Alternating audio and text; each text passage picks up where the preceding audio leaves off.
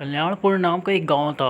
उस गांव से थोड़ी ही दूरी पर एक बहुत ही घना और डरावना जंगल था। रात के समय जो भी उस जंगल से होकर गुजरा वो कभी भी वापस नहीं आया। उसी जंगल में एक बहुत ही सिद्ध तांत्रिक बाबा रहता था। उसे तंत्र मंत्र के अलावा और कोई भी काम नहीं आता था। वह उस जंगल में रहकर भूतों से बात करता था और उनको अपने वश में कर लिया था। कभी कभी गांव में किसी की तबीयत खराब होती थी तो वो लोग उसके पास जाते थे और वह तांत्रिक अपने तंत्र मंत्र से उन लोगों को ठीक कर देता था। गांव के लोगों को उस तांत्रिक पर बहुत विश्वास हो गया था। उन लोगों को लग रहा था कि तांत्रिक हमारे गांव का रक्षक बनकर आया है, लेकिन उन्हें पता नहीं था कि वह तांत्रिक अपने जादू मंत्र से धीरे धीरे गांव के एक एक आदमी को गायब कर रहा था। तांत्रिक ने अपने पास एक कुर्सी रखी थी। वो कोई मामूली कुर्सी नहीं थी। जब भी वो पूजा पाठ करता था उसी कुर्सी पर बैठ कर करता था ताकि वह सिद्ध तांत्रिक बन सके और जो चाहे वह कर सके। कुछ समय बाद गांव में हड़कंप मच गया कि आखिर हमारे गांव के लोग धीरे धीरे कहाँ गायब हो रहे हैं। फिर उन्हें उस तांत्रिक बाबा पर शक हुआ और एक दिन गांव के कुछ लोग उस जंगल की ओर चले दिए, ये पता करने के लिए आखिर हमारे गांव के लोग अचानक गायब कहाँ हो जाते हैं। वे लोग धीरे धीरे जंगल में बहुत अंदर चले गए। जंगल एकदम घना और डरावना था। थोड़ी ही दूरी आगे जाने के बाद उन्हें एक रोशनी जलती हुई नजर आई। फिर वे लोग वहां जाते और देखते कि वह तांत्रिक एक बहुत ही पुरानी कुर्सी पर बैठा है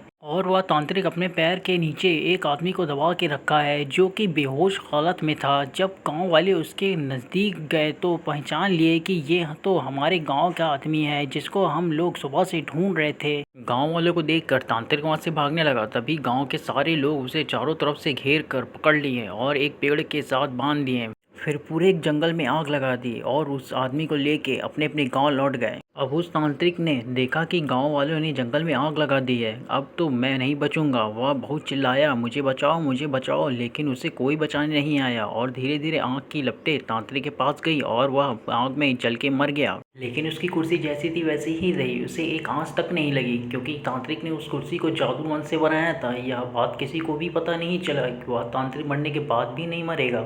गांव वाले अब खुश थे कि अब हमें किसी भी बात का डर नहीं है। कुछ समय बीतने के बाद एक दिन गांव का एक आदमी दोपहर के समय अपने खेत में काम कर रहा था। गर्मी का दिन था और उसे बहुत जोर से प्यास लगी थी। पानी पी के थोड़ा आराम करने के लिए उसी जंगल में चला गया जहाँ तांत्रिक रहा करता था। वहां जाकर देखा कि एक बहुत सुंदर कुर्सी रखी हुई है। वहां देखने में बहुत लुभानी और कुर्सी लग रही थी। वह आदमी उसे लेकर अपने घर आ गया। उस कुर्सी को देखते ही मन एकदम से खुश हो जाता था। उसे घर वाले भी कुर्सी को देखकर खुश हो गए। उसे नहीं पता था कि वह अपने घर कुर्सी नहीं बल्कि अपनी मौत लेकर आया है। जैसे ही वह कुर्सी पर बैठा तभी कुर्सी ने उसे पकड़ लिया। उसके घर वालों ने बहुत कोशिश की लेकिन उसे कुर्सी से उठा नहीं पाए। देखते ही देखते यह बात पूरे गांव में आग की तरफ फैल गई। गांव के लोगों ने भी बहुत कोशिश की उसे उस कुर्सी से अलग कर सके, लेकिन वो लोग भी असफल हो गए। उसे काटने और तोड़ने की भी कोशिश की लेकिन उस कुर्सी का कुछ नहीं हुआ। थोड़ी देर बाद गांव वालों के सामने ही उस कुर्सी में आग लग गई। देखते ही देखते वो कुर्सी जलकर राख हो गई और वो आदमी तड़प तड़प कर मर गया। उसके मरते ही आदमी और उसकी जली हुई राख सबके सब गायब हो गए। ऐसा लग रहा था कि यह कुछ हुआ ही नहीं है।